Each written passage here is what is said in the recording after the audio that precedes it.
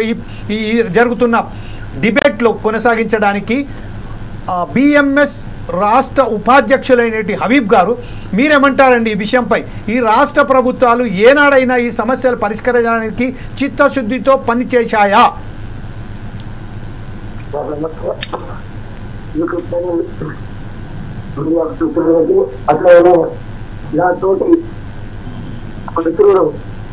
మల్లేష్ గారు అట్లనే రవి కుమార్ గారు కర్మ అందరికీ నమస్తే.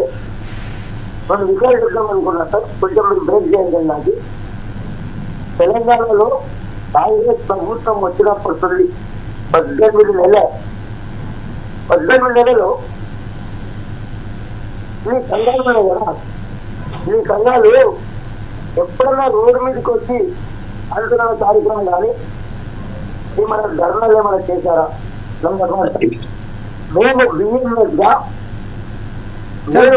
వాయిస్ బ్రేక్ అవుతుంది సార్, మీరు ఇయర్ ఫోన్స్ తీసేసి ఫోన్ లో డైరెక్ట్ మాట్లాడండి. Okay okay, 1 minute sir, direct మాట్లాడండి. Okay sir, okay. Speaker on చేశారు, అందుకోసం వాయిస్ బ్రేక్ అవుతుంది. ఇప్పుడు వినిపిస్తున్నా సార్? ఇప్పుడు కరెక్ట్ గా వినపడుతుంది, మాట్లాడండి. విషయం ఏంటంటే, మహాలక్ష్మి పథకం వచ్చినప్పటి సంది ఏ దినం ముఖ్యమంత్రి గారు సోనియమ్మ పుట్టినరోజు 9వ తారీఖు నేను తెలంగాణలో మహాలక్ష్మి పథకం తీసుకొస్తా అని చెప్పారు.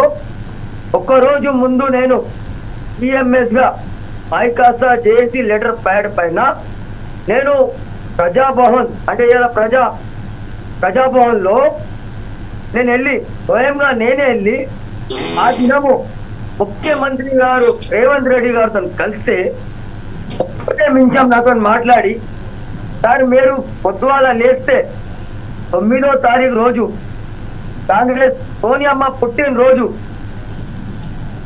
మహాలక్ష్మి పథకం తీసుకొస్తున్నారు. తెలంగాణలో ఉన్న 8 లక్షల ఆటో డ్రైవర్ల కుటుంబాలకు రోడ్డు మీద తీసుకొస్తారు సార్ అన్న. అంటే ఏం జరగదు, బస్సు బస్ స్టాండ్కే పోతుంది, ఆటో దగ్గరనే ఉందని చెప్పారు ఆ దినం ఇప్పుడు రేవంత్ రెడ్డి గారు. ఇవాళ బస్సు బస్ స్టాండ్కే పోతుంది, ఆటో డ్రైవర్ల బస్కు బస్ స్టాండ్ అయిపోయింది. అంటే వీరు ఉద్యమాలు చేయలే, నామకే వస్తే ఒక జేఏసీ పెట్టుకొని, ఒక పొలిటికల్ జేఏసీ పెట్టుకొని మన ఏఐటీసీ, సిఐటియు, ఐఎఫ్టియు, అట్లనే మా సోదరుడు మల్లేష్ గారు ఐఎన్టీసీ యూనియన్, వీళ్ళందరూ ఒకటే జేఏసీలో ఉన్నారు. ఎందుకంటే వీళ్ళ కాంగ్రెస్ ప్రభుత్వము, ఈ ఏఐటీసీ సాంబశివరావు గారు వీళ్ళకు మద్దతుగా ఉన్నారు. వీళ్ళు ఎప్పుడైనా రోడ్డు మీద వచ్చి ధర్నాలు చేశారా? ఎప్పుడైనా వచ్చి బస్ బోన్ ముట్టడి చేశారా? పిఎంఎస్ 40 రోజులు తెలంగాణ 33 జిల్లాల్లో ప్రతి ఒక్క బస్ బోన్ ముట్టడి చేస్తే 41 days లో అంటే నెక్స్ట్ డే మార్నింగ్ 41 రోజుల్లో పొన్నం ప్రభాకర్ గారు చర్చలు పెడుతున్నారని పిలిపించారు అన్ని యూనియన్స్. ఓకే, ధన్యవాదము, చాలా సంతోషం విషయము. 41 రోజుల తర్వాత మా తెలంగాణ ప్రభుత్వము నిద్ర లెక్కలు లేచిందని మేము అందరం కలిసి అన్ని యూనియన్స్ కలిసి చర్చలకు వెళ్ళాము. చర్చలకు వెళ్ళినప్పుడు పొన్నం ప్రభాకర్ గారు అలా ఛాంబర్ లో వస్తేనే టిఆర్ఎస్ నాయకులకు కొట్టుకుంటూ పోయారు. అంటే ఒక దాదాగిరి.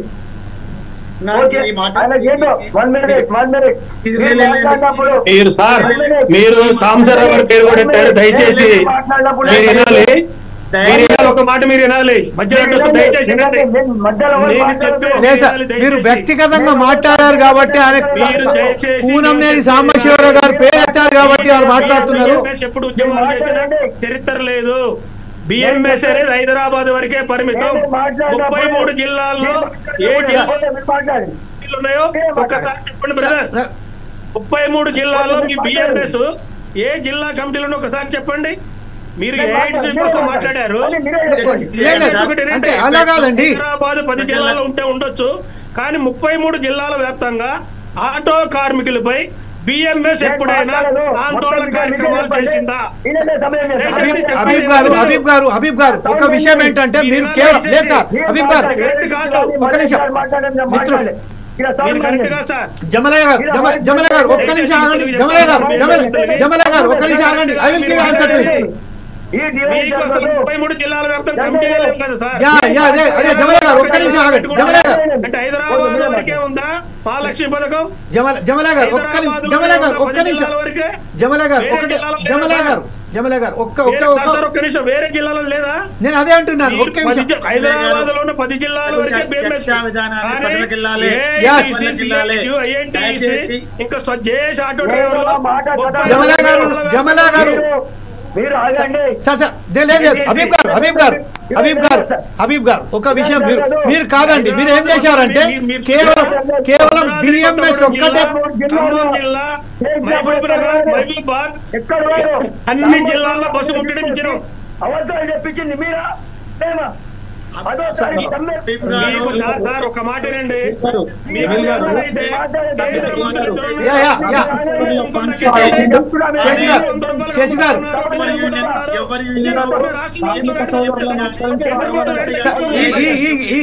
ఏదైతే ఇప్పుడు ఈ యూనియన్లలో ఏదైతే కొరవ ఉన్నదో దీనికి ఎక్కడైతే ఐక్యత లేదో ఐక్యత లేని దాన్నే వాళ్ళు దాన్ని క్యాష్ చేసుకుంటూ జమీల్ గారు చెప్పండి.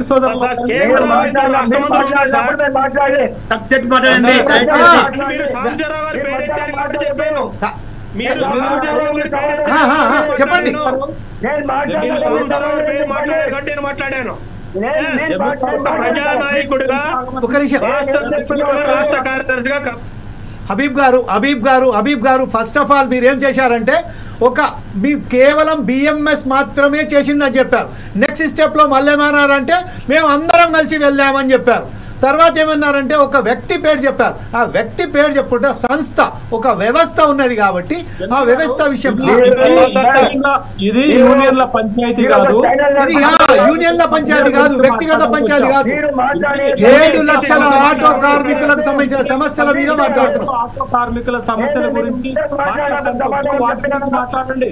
అదే ఆటో సమస్యలపై మాట్లాడాను. యూనియన్ పంచాయతీలు కాదు ఇవి.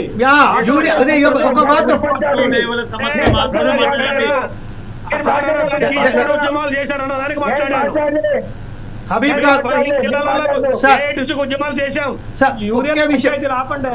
యూనియన్ పంచాయతీ రాపండి. ఆ సమయం కాదండి. First of all union auto వాళ్ళ సమస్యల పట్లనే మాట్లాడాను కానీ వ్యక్తిగతంగా నేను వెళ్ళాను నేను చేశాను అనేది ఎవరు కాదండి. ఇది వ్యక్తి కాదు, ఇది ఒక వ్యవస్థ. ఓకే ఆటో డ్రైవర్ల సమస్యలపై మాట్లాడండి. ఆటో డ్రైవర్ల సమస్యలపై మాట్లాడండి. వారి కుటుంబాలు ఏదో సంక్షోభంలో ఉన్నారో ఆ విషయంపై మాట్లాడండి. Okay sir. Go head. విషయం ఏంటంటే 40 రోజులు మేము ధర్నాలు చేసినాక ఉద్యమాలు చేసినాక ఒక 41 రోజుల్లో మన తెలంగాణ ప్రభుత్వం చర్చలు పెట్టించి అందరు పిలిచారు. మేము వెళ్ళాం, ఆల్ యూనియన్స్ మా మిత్రులందరూ వచ్చారు. వచ్చినప్పుడు మా సమస్యలు అడిగారు. సార్ మా సమస్యలు ఏమున్నాయి? మహాలక్ష్మి పథకము, సంక్షేమ బోర్డు, అట్లనే మీరు వన్ స్టేట్ వన్ పర్మనెంట్ చెప్పారు. కొన్ని ఇంకా విషయాలు మాకు అడ్డల్లో దాని గురించి చెప్పారు. మీరు దాని గురించే పిలిచారా వేరే విషయాల గురించే పిలిచారా అని అడిగాను. అడిగినప్పుడు మేము వచ్చి 40 రోజులే, ఇవాళకి 41 రోజులు అని చెప్పారు. 41 days అయింది మాకు. ఇలా మాకు కొంచెం సమయం కావాలి అని అడిగారు. మాకు అంటే మా అన్ని యూనియన్స్ కలిసి అడిగినప్పుడు ఓకే సార్ మళ్ళా ఇంత సమయం కావాలో అడిగాం. అంటే మాకు ఒక నెల సమయం ఇవ్వండి, మేము ముఖ్యమంత్రితో మాట్లాడి మేము వచ్చి 40 రోజులే మేము మీకు చెప్పిన 12,000 రూపాయలు అతనే సంక్షేమ బోర్డు, 1 సింగిల్ పర్మిట్ అని చెప్పారు. ఇవాళ 18 నెలలే, ఇంకో కాంగ్రెస్ ప్రభుత్వం 1 నెల కాలే. ఈ తెలంగాణలో 63 మంది మొన్నటికి. నిన్న ఒక ఆటో డ్రైవరు లోకేష్ పాయింట్ కాడ తాజీద్ చెప్పే వ్యక్తి 20 రోజుల కిరాయా లేకుంటే ఓనర్ ఫోన్ చేసి సతాస్తే ఇంటికి పోయి 2 బుక్కలు అన్నం తిన్నామని పోతే ఇంట్లో భార్యతో కిరికిరి, బయటికి వెళ్తే ఓనర్తో కిరికిరి అని ఊరేసుకొని చనిపోయారు. 64 మంది ఇప్పటికి. తెలంగాణలో కాంగ్రెస్ ప్రభుత్వము ఉందా లేదా? దయచేసి అభిప్రాయం రాజకీయంగా మాట్లాడకండి. దేశంలో రవాణా కూడా ఉన్నది.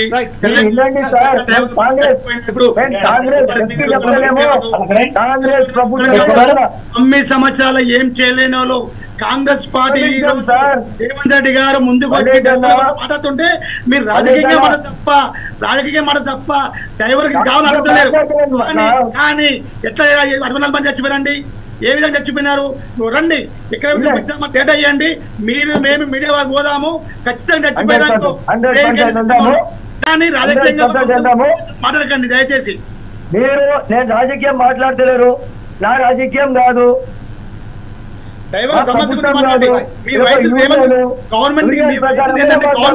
పంపించండి, అడగండి, ఏం కావాలని అడుగుదాము. ఎట్లా చనిపోయారని చెప్పి చెప్తున్నాను. ఇంత మంది చంపేస్తారు మీరు. 8 లక్షల కుటుంబాలు రోడ్ మీద పడితే 18 నెలలైతే 18 నెలలైతే ఇవాళ తెలంగాణ 33 జిల్లాల్లో కొన్ని గ్రామాల్లో ఒక బండి షేరింగ్ పెడితే సార్, ఒక బండి పొద్దున షేరింగ్ పెడితే ఇంట్లో 50 రూపాయలు తీసుకొని అడ్డ మీద వచ్చి డీజిల్ పోపించుకుంటే సాయంత్రం 9 గంటలకు సార్ ఒక సీరియల్ దొరకలేదు.